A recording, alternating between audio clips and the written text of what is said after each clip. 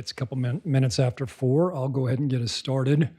We might have someone join us late here, and we'll introduce them when they get here. Just start by welcoming everybody and thanking everybody for your time. Just point out that this is a really experienced group. We've been through this before, and I think we've demonstrated an ability to work together, be productive on behalf of the entire district and all of our staff. So I'm excited to get the process started again this year with each and every one of you. Also want to point out and provide thanks and gratitude to Deb Starling. Patrick's back here from technology. And then I would also emphasize that Daphne Pippett in HR behind the scenes does a lot of work, and we couldn't do this without all of their support. So thank you guys for helping out. Why don't we go ahead and do quick introductions, just starting with Leslie and go around the room here. Leslie Rollins, GHS. Andy Taylor, TRMS. Denise Russo, Trowbridge. Beth Furlong, Sunflower. Ryan Huss, Tom Redden, School Board. Dennis Sutton, School Board. Amy Jones, Finance. Obviously. And I'm Jody Marshall, District Office. I'd point out observing, we have Renee Nonamaker from Nike Elementary, Krista Bear from Edgerton Elementary, Carrie Owens from Sunflower Elementary, and Linda Seek from KNEA. So welcome to you guys. All right, as we typically do when we have our first meeting, and one of the first agenda items is to review the notice items. Actually, let me go back and just review the agenda real quick. We've done the welcome and introductions. And as I just mentioned, we'll review the notice items. Then we'll spend a few minutes just talking about what we know about the funding kind of rumors coming out of Topeka, and then kind of discuss a timeline for how we want to advance this process. And then time permitting, we can actually get into a few items. Okay. All right. So going back to agenda item number 3, real quick review of the notice items for both teams and for anybody that's watching. And these are things that we would typically see, so I don't think there's anything too unique or unusual this year from either team. G&A's first item is the salary schedule. Review it, talk about increases to the base and the salary amounts overall, talk about step and column, and then you guys look like you're going to ask about another column or maybe a step for our related service providers. That's our special ed staff. Supplemental salary schedules and groups. Again, that's always on there. Review the schedule and group and talk about another column movement or column movement for experience. Plan time. Review some of the suggestions that were made by the subcommittee and talk about early childhood. I would assume this is an extension of the topic that came up last year. Extra duty, increase the rate of pay. Discretionary leave, talk about the number of days. Sell back, talk about the amount that retirees can sell back. BOE, again, the usual suspects with a few kind of language tweaks in here this year. Fringe benefit, we don't necessarily have a lot to discuss. We just always put that on there because it's a reminder for us to review in front of GNEA and really the entire district what the district's offering and what goes into us providing health and dental. That's more of just a review of what is provided. Salary schedule, again, we want to talk about that. Supplemental, the same. Professional contract, we just want to talk about a language tweak there. Discretionary days, we want to talk about adding another exception for blackout days, just to give us a little bit more discretion to support staff. And then short absences, that's just another language tweak. Flex days, we want to explore the opportunity to add some flex time, add another date or time there. And then placement of staff members, students at various buildings. Want to continue to do that, but we need to make sure the language in the negotiated agreement is consistent with what's in the new non-resident enrollment policy. So that's really a language thing as well. Any questions about that? Any additional commentary anybody wants to add at this point? Okay. Back to the agenda. I've encouraged Brian and Amy to maybe share with us a little bit their opinions, their perspective on the budget and funding news that's coming out of Topeka. I know the soups have been paying very close attention, as Brian has, and I know our finance directors around the state have as well. So I think progress is being made. The things I'm hearing about are a lot of focus on special ed funding and maybe changing the formulas in general and how we calculate, how we spend money on SPED and other things. But I'd invite Brian maybe to weigh in and share his perspective.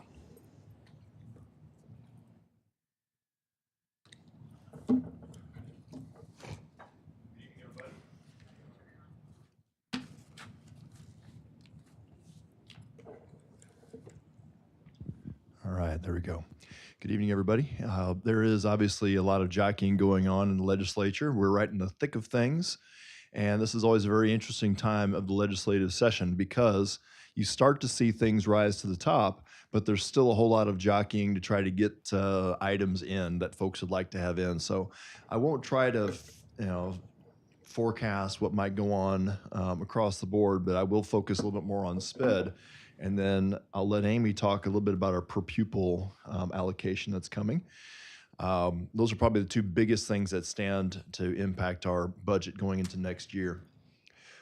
The thing that has received a lot of attention as far as SPED funding goes is really just an increased appropriation.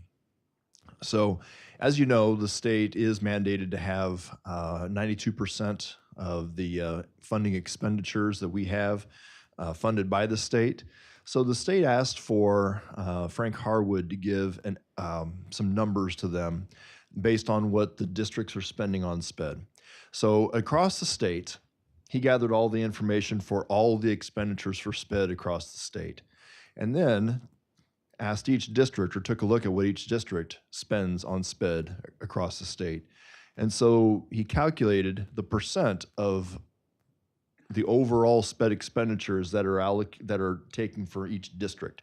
And so we're somewhere like 1.7% of the statewide SPED expenditures come from Gardner-Edgerton. So the thought is that there's going to be an increased amount of money that comes in for SPED. I've heard somewhere around 78 million, heard upwards of 85 million. Who knows? And who knows if this will even come to fruition. But in this scenario, let's say $83 million is allocated by the state to go towards SPED in addition.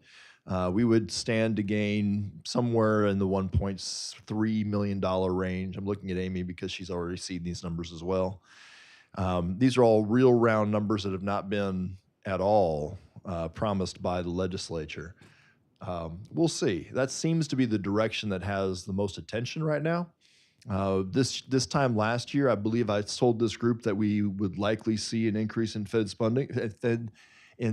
funding. I was wrong, and that came down to really the last day of the legislative session.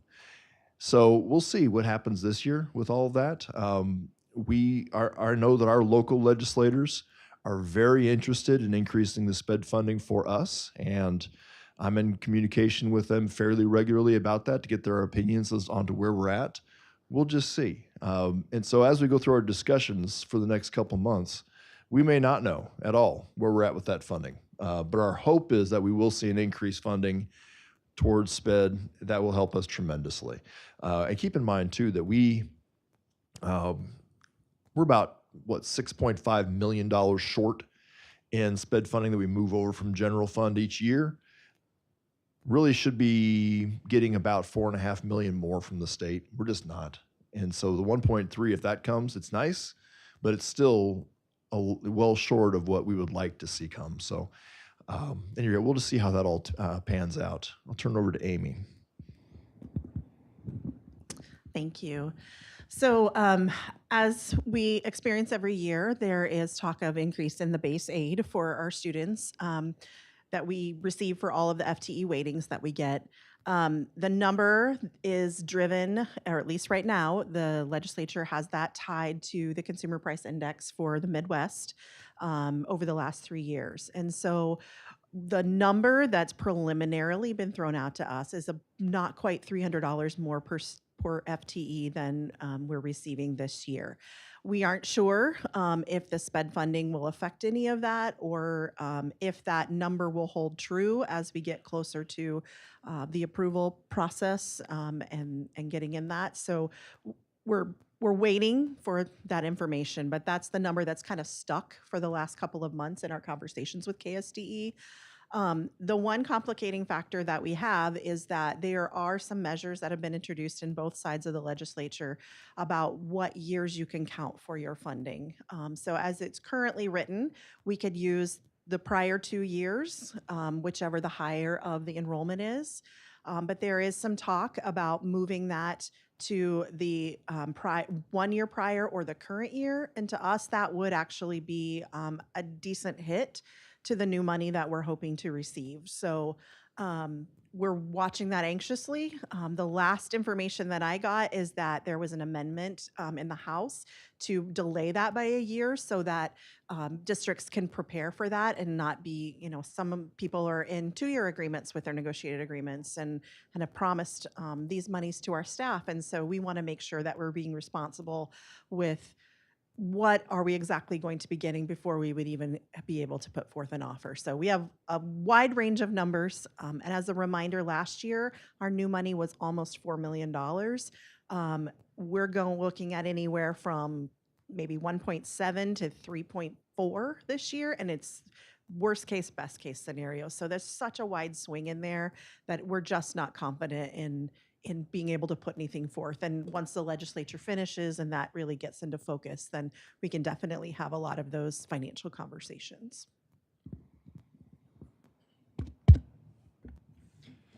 Thank you, Brian and Amy.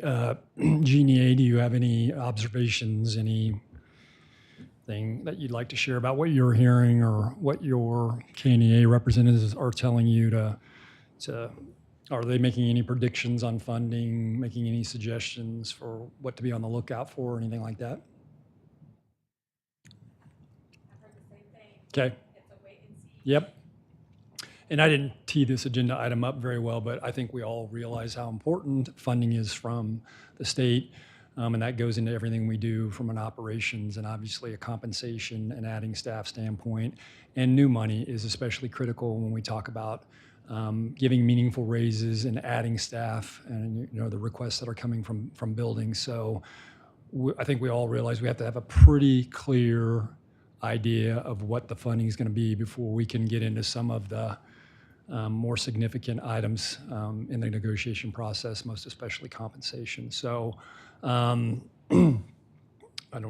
timeline usually is they end the regular session in mid-April, and then they come back for 2 weeks, and usually it's all wrapped up by, even in worst case scenario, by the end of April. So fingers crossed that they'll wrap it all up during the regular session, and we might have this information in a matter of a couple weeks. More realistically, it's probably going to be 3 or 4 weeks. Would you guys agree with that? Okay. So that does, I think, lead us into a timeline for this process.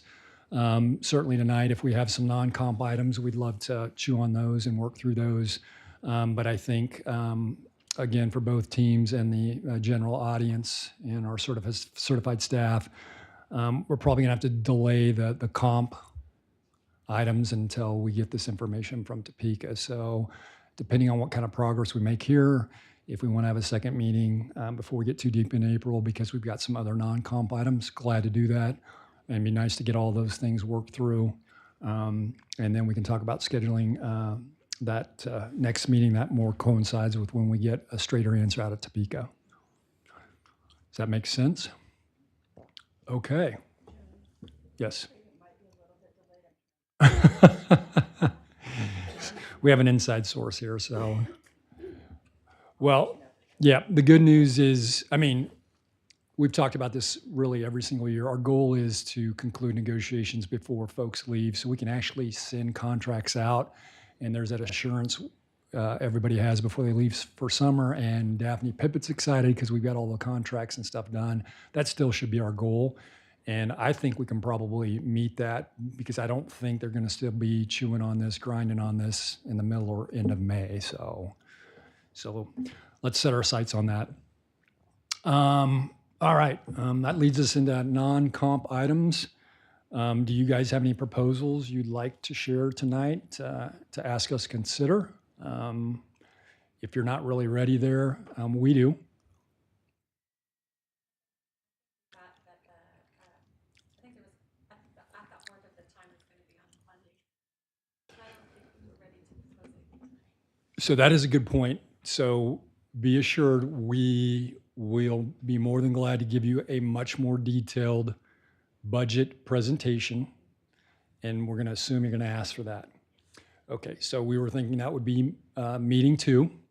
And then we would ask you to present the survey data. I've seen it, it's pretty straightforward.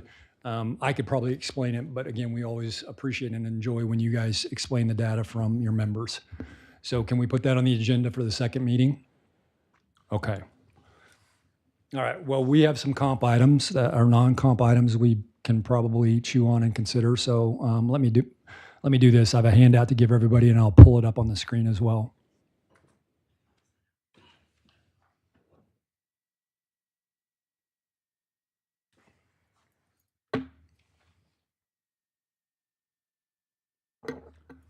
And while that's going around, I'd also mention that Angela Hansen from Pioneer Ridge has a family situation, so she respectfully needed to be gone tonight, as did Bruce Haber. And Tony, I'm sure, is busy with high school activity.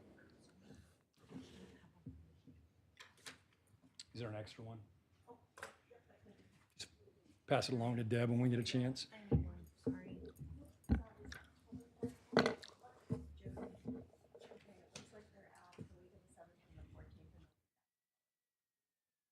Yeah, so I think that I didn't say it that well or that specifically, but I assume they'll have to come back for that wrap-up session, and that'll take them through the end of April, right? Yep. May, yep. That's pretty typical. Okay, let me get to my spot in my packet here, guys. Some of these I think are pretty straightforward, but let's take the time we need. So the first one is just changing the language in the actual contract. And as a reminder, there's an example of a teacher contract in our negotiated agreement. And this is one of the notations towards the bottom of the professional contract before we get into assignment and salary. Historically, we've never offered a cash option for somebody that waives the health insurance. Now we're doing that. That started in January. So this is just changing the phrase in the contract that says it's available if approved by the board or representative team. So I don't think that's going away, but let's say in 2 or 3 years, the board says nope. And we all agree that there's no longer a cash option. This language would still technically work. Questions, concerns about that? Agreement? Okay. I think we're going to put some runs on the board here, man. We're going to get some agreements. I like it. Current annual discretionary leave. This is really a tweaking of the language. And again, recognizing that it's probably time for us to be able to look at things on a case-by-case basis and really understand that this is something that's very significant for a person or a family. Let's try to be supportive. Let's try to do the right thing. So it's just changing the language. So this is another reason why we would waive the blackout penalty if somebody needed to take the day off, take one of those blackout days off. So a personal or family, that's just the lead in, once in a lifetime event, crisis or significant hardship. The once in a lifetime event, that's still a little subjective for me, guys, but I think we can err on the side of being supportive and come out ahead on that. I think we've got a really good track record of recognizing when someone is in a personal crisis or has a hardship and being gracious and supportive. It's the, my son or daughter's in a national something. It is a once in a lifetime event. My husband's retiring. That's a once in a lifetime event. So it's just giving us a little bit more flexibility to, again, be supportive of our staff. Concerns or questions with that?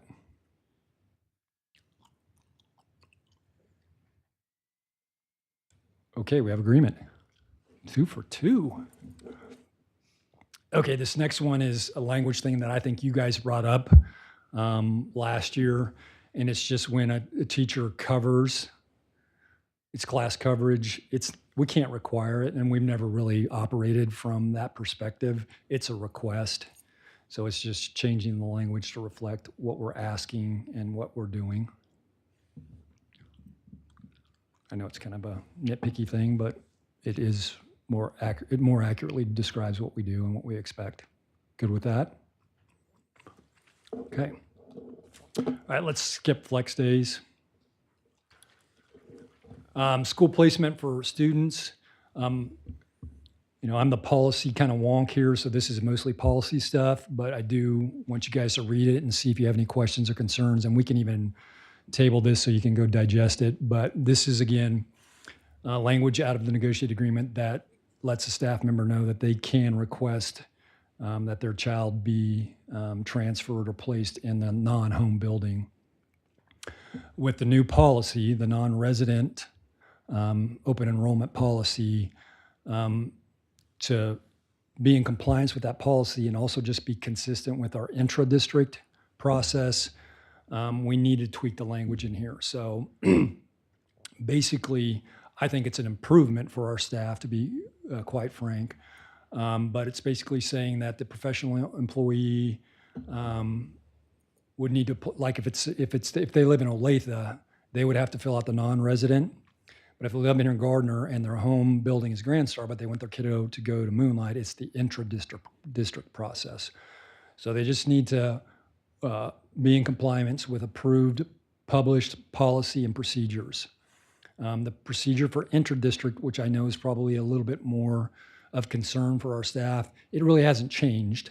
The timeline has, but there's a reason for that, so we can be in compliance with the non-residents. So I X'd out all those conditions for why we could deny it, because that's really not in play anymore, guys, per the policy. It's about open seats. And the board's going to hear about this on April 8th from me. It's about open seats. It's not really about the rest of this stuff for non-residents. So why would we put these conditions in here for our staff that live in district? So my proposal is to take that out. It's incongruent with policy.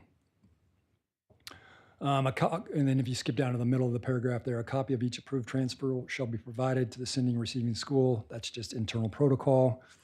And then it says, unless otherwise indicated, an approved transfer will be effective only for the next school year. Non-resident people, parents, don't have to apply every year. So why would we make our staff, whether they live outside the district or in the district, do it every year? Once you're in and you comply with policy, your kiddo's in good standing. You don't have to do it every year, okay? So that just makes it more convenient for all of our staff. So I just put in there, non-resident transfer requests must be submitted between June 1st and June 30. That's in the policy. So if Leslie Ron lives in Olathe and she wants her kiddo to go to Pioneer Ridge, she has to comply with that timeline. But once she's in, if her son or daughter's in good standing, she doesn't really have to fret about it, okay? And then intra-district, again, we did move the timeline up. That's because we have to figure out capacity for non-residents. So we need a little more lead time. So now it's February to March, February 1 to March 1st. And again, once you've done that, you're good to go. Unless you tell us the next year, hey, I want to change it. If you want to change it, you'll have to let us know that. We talked about requiring an updated transfer request when a kiddo moves from elementary to middle. We really don't need it for high school because we have one high school. And then we just decided, no, we're not going to do that. We're going to assume the parents are comfortable with the feeder system unless they tell us otherwise, and they won't have to fill out another transfer when their kiddo's in 4th grade. We're just all going to assume, unless they tell us otherwise, if they're at Grand Star, they're going to Trail Ridge. If they're at Madison, they're going to Pioneer Ridge. Okay? And the same thing I'm going to tell the board Monday night. We're going to have to live these things, guys, so I might come back to you next year and change the policy, and we may have to tweak this language a little bit to make it better. Okay. So again, it just reinforces that if the kiddo's in good standing, there's no need to submit another transfer. Questions?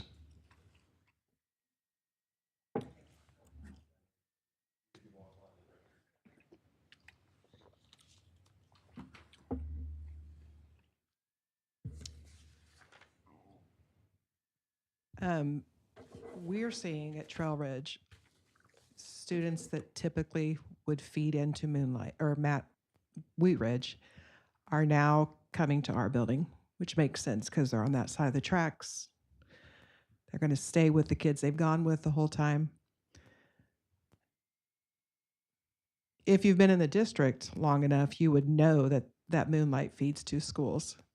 But what about our people that are new to the district that don't know that? They're just going to make the assumption that their kid would go to Trail Ridge. Is there going to be any communication with them about your students' school for the upcoming year? Middle school is blah, blah, blah. And then if they're not happy with that, they need to contact the middle school that they would like their student to go to fill out the transfer request. Because we've picked up like 10 in 2 weeks, which is going to have an impact on this enrollment at Wheat Ridge and on ours.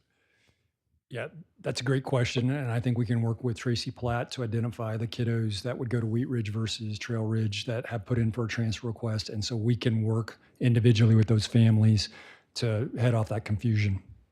I was going to say, we also do, we talk with families of fourth graders about which middle school they're going to earlier in the spring. And this isn't a surprise come May. So I would think too that the families would recognize that, oh, my kid's going over to Wheat Ridge. That's, for this visit, or we're talking about Wheat Ridge schedules. So there is an incumbency upon the families too to pay attention. And also, we are going to ask for a lot of grace from everybody as we live this for the first time. The whole state is asking loads of questions about possibilities and problems and pain. And so we will really welcome any sort of insight, like Denise had mentioned here, of things that we haven't thought of. So together, hopefully we can help answer these questions. I do think that next year it's going to be important for our fourth graders to get that information early as to where they're going, because that is where the confusion is going to happen. Well, so we have a fourth grade family that's supposed to come to Wheat Ridge that contacted us for a transfer request for their fifth grade student, but they also have a sixth grade and seventh grade who wants to transfer over. So again, this is just for the first couple of years going to create that need.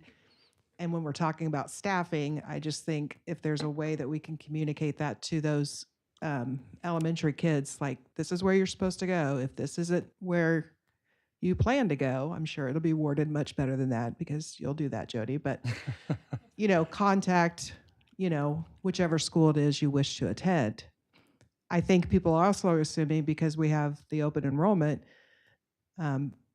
because Karen said, yes, you have to fill out a transfer request for your older kids too. And she said, well, why? It's open enrollment.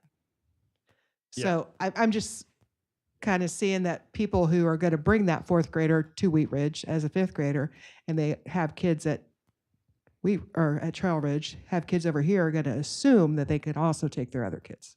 And every time I do a presentation like this, there's smart people in the room like Denise, and it gives us things to think about and to consider. So those are good points. I think the other thing is, not that this district deserves a pat on the back, but we've been very transparent and upfront about this open enrollment. And April 8th will be a continuation of that.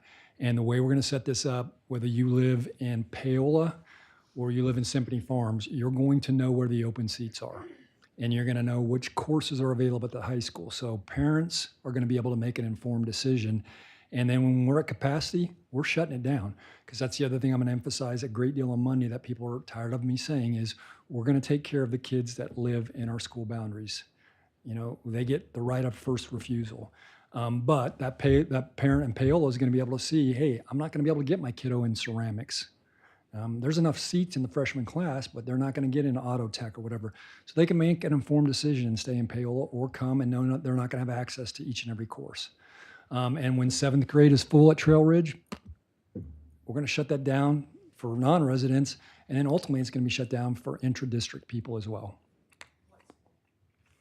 The capacity report that they look at on Monday night I don't want to ruin the surprise, but we took the class size model and then we dropped it down 2. So we have wiggle room to manage class sizes and take care of move-ins into our district. Okay, so as part of that, considering special programs in particular buildings that are utilizing classrooms for less children. For example, our communications program, because of the needs of those students, we have to have multiple places to put them. So you say we can put this many people in a classroom, but in some situations we can't because of the population of the students that we're working with. That's still an IEP team decision. And Denise, you're way ahead of us. This is one of those things that Brian Huff just referred to that I think the state's going to have to talk more about. And we're going to have to modify, adjust as we go. Special education is not included in the statute or the policy. It's not called out specifically, but we know that's part of the reality. So hold that thought. Because if they don't, we're going to need some modular units. Hold that thought. I would prefer to And for the rationalize- community, we have a tremendous track record of, supporting our special programs. We'll figure it out, right? Yeah. Okay. You guys want to pause this one so you can take it back and read over it, or, okay. So we'll revisit that one. Okay. The last one on the stuff we're prepared to share today is flex days. I think there's consensus that flex days were a smash hit. We would agree with that. I think it went over well. It was managed well. I think it was beneficial for everyone. Another example of us trying to, recognize that you're professionals and you can manage your business. So we'd like to talk about adding some time, and I have the school calendar here if we want to reference it. This is a draft, guys. We reserve the right to come back and change anything and everything on here, okay? We most certainly want to keep the 2 days that were similar to this year, so that Friday before fall conferences, and then March 5th doesn't look right. It's March 14th, isn't it? Yeah, it's 14th, so that's a typo. But it's the same Friday that we had this year. I was hoping to find some other days and times. There aren't a ton the way the calendar committee adopted the new calendar. There's not that half day built into conferences. And we talked about that, I know, and we chose not to do it this year as a calendar committee.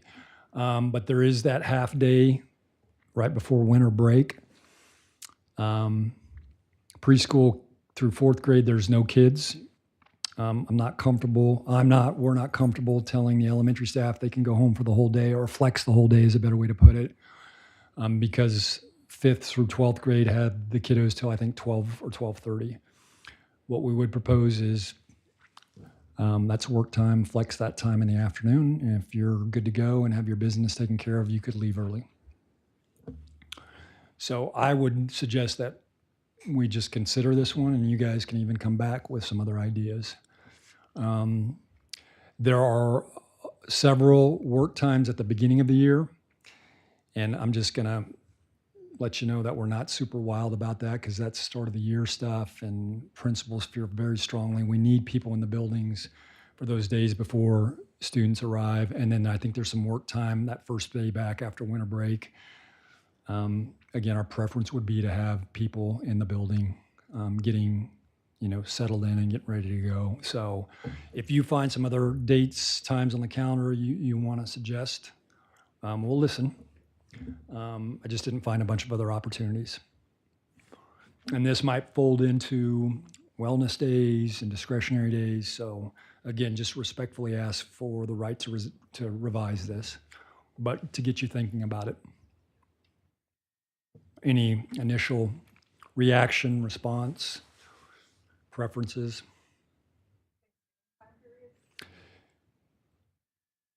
Yeah, I really want the calendar committee to have a real deep conversation about the days before Thanksgiving. I don't think organizationally we're all on the same page. That's not a bad thing. I just don't know that we're all on the same page as professionals. I think you've seen the communication about what's the training we're doing in the summer? fast bridge and cashing one of those days out, for lack of a better phrase. So I think staff are going to have the ability to not have to attend on Tuesday.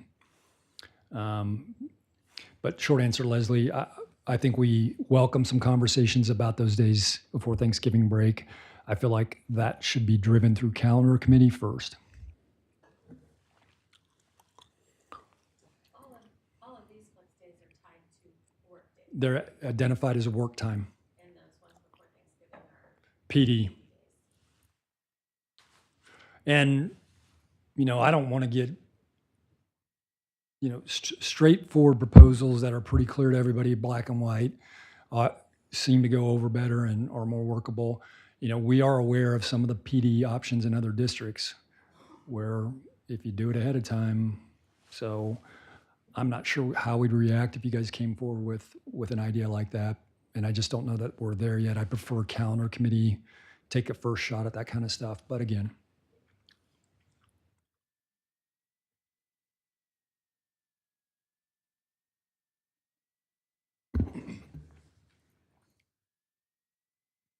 Well, the only reason I brought it up is because I know that that email has already gone out about the fast bridge training, and it just seems like there would be some confusion that it's already been sent out and mentioned that that would be an opportunity for flexing.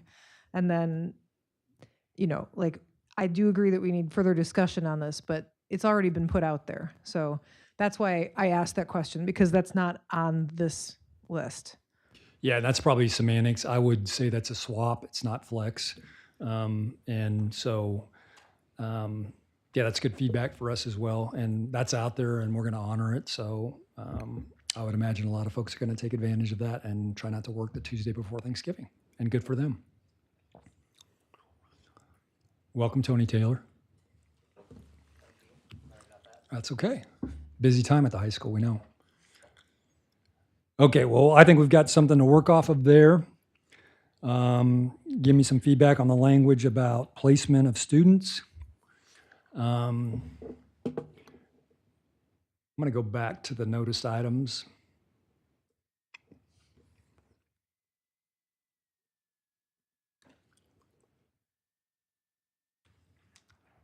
And let's go through these and see if we have enough critical mass to have another meeting before we get the financial stuff. So I proposed that we have you guys do a review of the teacher survey. That's probably 10 minutes. A financial overview, that's probably 15, 20.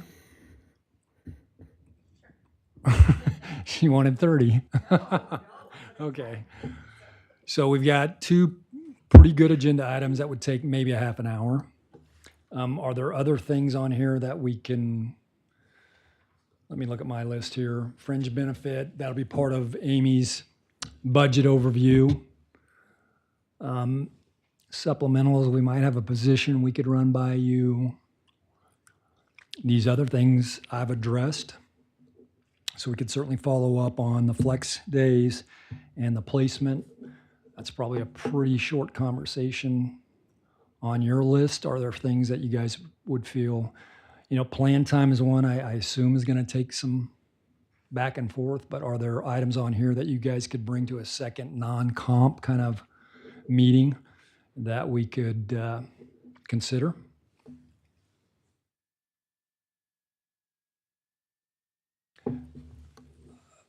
I almost feel comfortable saying we could consider some of the less expensive comp items like unused sick leave. There's extra duty. I think we could consider them if you have them ready before we get all the firm information from Topeka. So anyway. I think we could bring up supplementals, and I think that what would be important about plan time is that we have a document that we've created that we haven't created, that a subcommittee Yep. created, that we could at least share with the group. Yep. I don't think that everybody at the table has seen that, so. That's fair. So we could review that, consider that, and at least get educated. Yep. Okay, any of these other items, and you don't have to commit, but maybe give us a hint that you might be willing to, or not willing, able to have a draft or something. Okay. Well, I feel like that's about an hour-long meeting, right? So probably worth doing.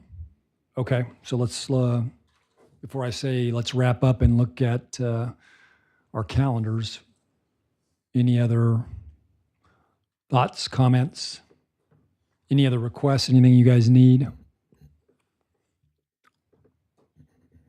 Good. I don't think we need anything else, so, okay. Wednesdays seem to work.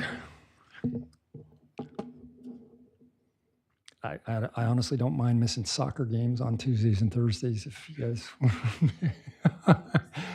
I love watching those girls out there work so hard, but soccer, painful.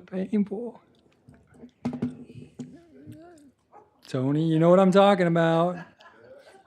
The girls work so hard for whatever, 80 minutes and there's no score.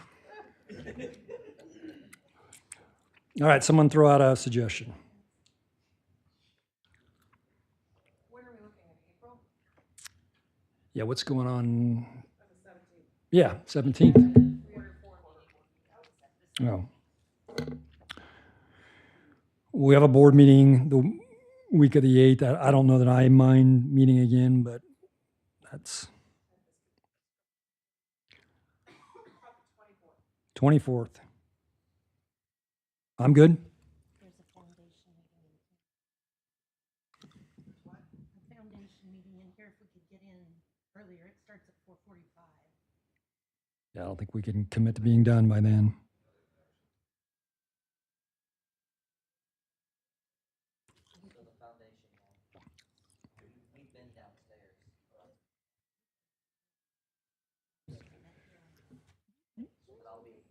So you think Tim would be? You think foundation would be willing to go downstairs?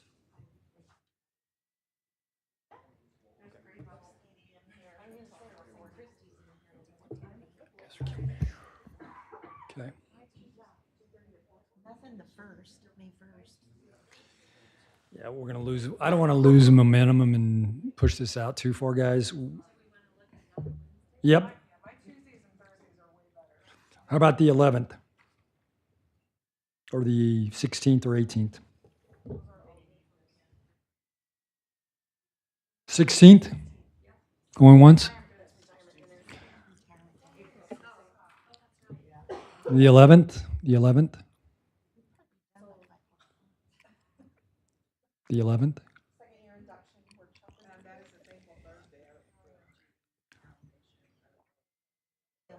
Cheese and rice. The 18th? No. April 9th, that's less than 2 weeks. Well, we need, yep.